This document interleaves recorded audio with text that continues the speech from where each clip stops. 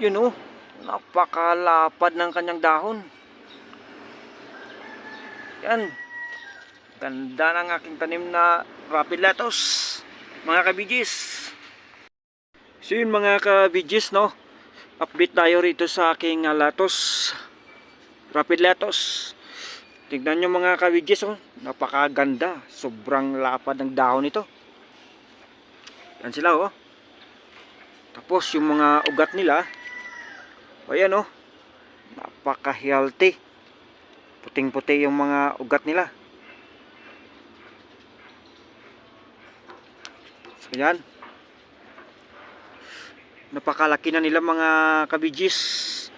Ito ay nasa 27 days na, no, mula sa lipat tanim. Napakaganda mga kabigis. Yan, napakalapad ng kanilang dahon.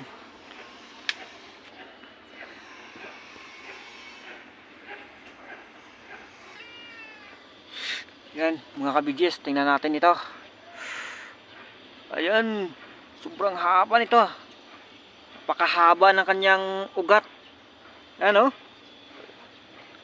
Grabe mga kabigis oh. Napakalapad ng kanilang dahon.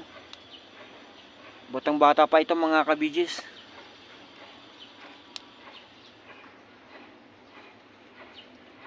Ayan, napakalapad ng kanilang dahon. Ayan oh, tingnan natin ito, isa.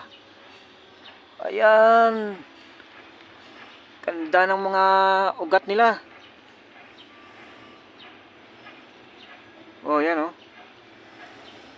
tingnan natin ito mga kabigis oh. Napakaganda ng kanilang mga ugat. At saka malalapad oh. Yan, napakaganda mga kabigis.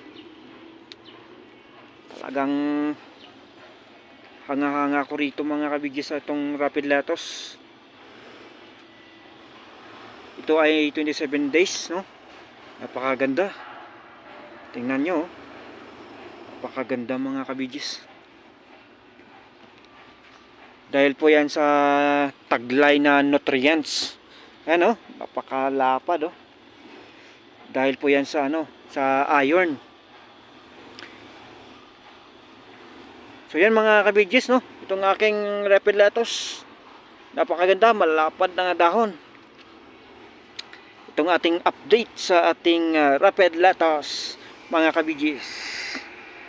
Ayan mga kabigis, no, hanggang dito na lang. Maraming salamat sa inyong panonood.